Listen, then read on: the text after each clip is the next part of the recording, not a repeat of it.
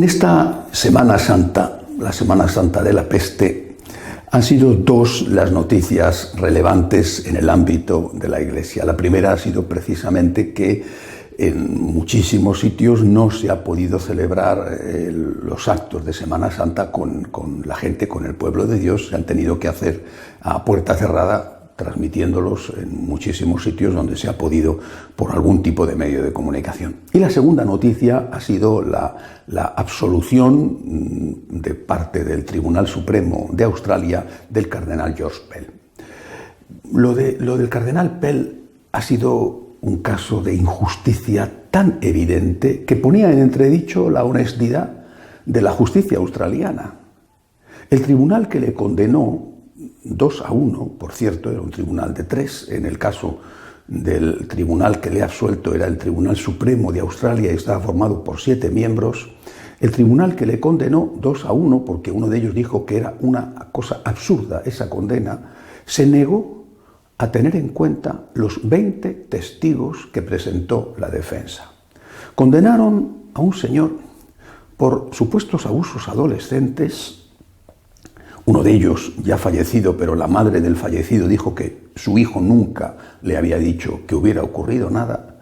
Supuestos abusos a 2 adolescentes ocurridos en la sacristía de la catedral, nada más terminar la Santa Misa, cuando todo el mundo sabe que ese es un sitio abierto por donde entra y sale la gente continuamente. Repito, la defensa presentó 20 testigos de que el cardenal nunca estuvo solo y de que incluso en el momento en que dicen que eso ocurrió, el cardenal no estaba allí. No escucharon a los testigos y condenaron a una persona únicamente por la palabra de la supuesta víctima, que no presentó tampoco ningún testigo a su favor. Era un caso evidente de prejuicio anticatólico o del poder que tienen sobre determinados jueces los medios de comunicación que llevan a cabo, por ese prejuicio anticatólico, llevan a cabo un juicio paralelo, un linchamiento. Afortunadamente, el Supremo australiano, repito, por unanimidad, y eran 7, ha dicho que aquello no se sostenía. El cardenal Pell ha sido puesto inmediatamente en libertad, pero se ha pasado 404 días en la cárcel, en aislamiento. Y además, y me parece una muestra de tortura innecesaria, además no le permitieron en ese tiempo celebrar la Santa Misa. Eso para un sacerdote es de verdad un acto de tortura. Bueno, ahora habrá que preguntarse la causa, el prejuicio anticatólico, bueno, pero quizá también habrá influido el hecho de que el cardenal era uno de los máximos representantes del ala tradicional de la Iglesia, que defiende la interpretación de la palabra de Dios como se ha hecho siempre, o que quizá era el administrador de los bienes del Vaticano, el ministro de Economía de la Santa Sede, puesto allí por el Papa Francisco, entre otras cosas, para intentar acabar con la corrupción que pudiera haber en ese ámbito. ¿Se estaba acercando demasiado el cardenal a esos casos de corrupción y sus enemigos quisieron deshacerse de él? Pues esto no lo sabemos, el tiempo lo dirá. Lo que sí sabemos es que después de eliminado el cardenal, siguieron las investigaciones y no pararon los escándalos en ese sector. Por ejemplo, hay que recordar cuando la Gendarmería Vaticana entró en la Secretaría de Estado, se incautó de algunos ordenadores. Ese juicio está todavía abierto. Pero sí que sabemos que esa intervención, que desde luego no fue hecha porque sí, ni por capricho, ni de motu propio, le costó la cabeza al jefe de la Gendarmería. Repito, el tiempo dirá cuál ha sido la causa de este linchamiento del cardenal Pell. O quizá también él tenga algo que decir, porque estos 404 días se ha dedicado en la cárcel a escribir un diario que tiene más de 300.000 palabras. Me imagino que se publicará y que será, desde luego, muy interesante, especialmente desde el punto de vista espiritual, porque lo primero que ha hecho el cardenal al salir es decir que perdona a la persona que le denunció en falso y que él lo que quería era celebrar cuanto antes la misa. El otro acontecimiento de esta Semana Santa ha sido precisamente eso, que la Semana Santa ha tenido que celebrarse sin la gente. Y esto, no digo en todos los sitios donde la Iglesia está, pero sí en la mayoría, y esto, por supuesto, causando un gran dolor a los fieles y también a los sacerdotes, a los obispos, al mismo Papa, que los principales templos de la cristiandad, el Vaticano, el Santo Sepulcro y tantos otros hayan estado cerrados al público es una cosa inédita, una cosa histórica, es una cosa realmente muy lamentable.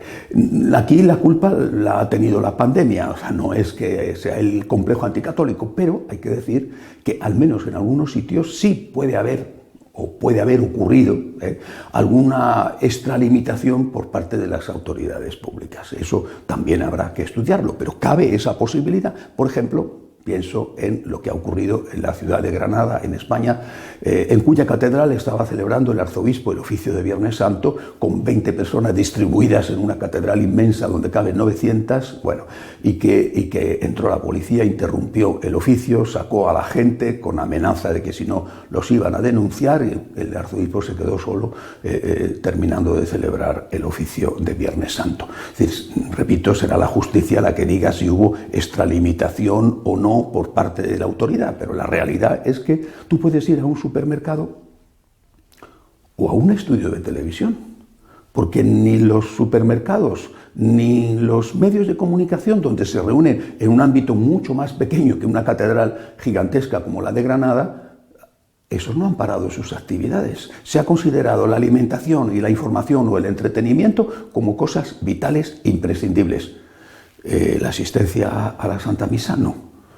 Que se hubieran pedido las mismas medidas para todos, pero para unos sí y para otros no. Repito, creo que esta es una lección que nos deja esta Semana Santa y que es una lección que hay que tener en cuenta para el futuro por lo que pueda ocurrir. Otro acontecimiento que me parece muy importante, ligado a esta ausencia de público, de pueblo de Dios en las celebraciones, en los oficios, es la irrupción masiva de las retransmisiones de esos mismos oficios. A veces han sido con medios sencillos, rudimentarios, un párroco que conectaba su teléfono a Facebook o a YouTube y lograba transmitirlo y lo veían sus feligreses y alguno más, y otras veces han sido medios mejor preparados y ya con experiencia y con rodaje. Pero la realidad es que millones, no exagero, pero muchos millones de católicos han estado asistiendo a los oficios de Semana Santa más, y me atrevo a decir en cierta forma, no del todo, pero en cierta forma, mejor que en los propios templos. Digo en cierta forma porque poder estar allí y poder comulgar no tiene comparación ninguna. Son muchísimos millones los que han estado presenciando a través de esos medios, repito que han sido muy diferentes, han estado presenciando, participando en los oficios. Estas parroquias virtuales han llegado para quedarse, porque ahora esos feligreses ya saben dónde pueden encontrar una homilía que les gusta o una celebración litúrgica que les llena su corazón. Por supuesto que en cuanto esto sea posible van a volver a sus parroquias, además con gran hambre de participar en la misa y sobre todo de confesar y comulgar. Naturalmente que sí. La parroquia territorial tendrá siempre su importancia, pero la parroquia virtual ha venido para quedarse. Porque, insisto, ese laico, ese fiel, ahora sabe a qué sacerdote escuchar, porque su homilía le gusta más, o porque quizá su párroco no es que no tenga el don de la oratoria. Puede ocurrir perfectamente ser un gran sacerdote y no tener ese don, pero a lo mejor está enseñando herejías en su homilía, está diciendo cosas que son contrarias a las enseñanzas de la Iglesia, y ahora ya el laico sabe donde puede escuchar una homilía que le llena el corazón y una homilía que le enseña lo que de verdad la Iglesia ha enseñado y enseña siempre. Creo que esto es una cosa muy positiva y es dentro de las desgracias que ha tenido y que tiene todavía esta epidemia, creo que esta es una de las cosas buenas que nos ha dejado el coronavirus. Pidámosle a Dios, eso sí, que esta epidemia termine pronto y pidamos especialmente por los enfermos, por los difuntos y por todos esos que están trabajando al servicio de los más necesitados que son hoy esos enfermos. No solamente los médicos o las enfermeras, sino tanta gente buena a veces voluntarios, pero otros que están limpiando los hospitales o que están en esos otros servicios esenciales que han estado, que siguen estando abiertos y ayudando a la gente. En esos servicios esenciales tendrían que haber estado permitidos por los estados, por los gobiernos, tendrían que haber estado también los sacerdotes para que hubieran podido saciar el hambre de espiritualidad que tiene la gente. Si eso no nos lo han permitido, bueno, pues habrá que ver a lo largo del tiempo qué responsabilidades ha habido. Hasta la semana que viene, si Dios quiere.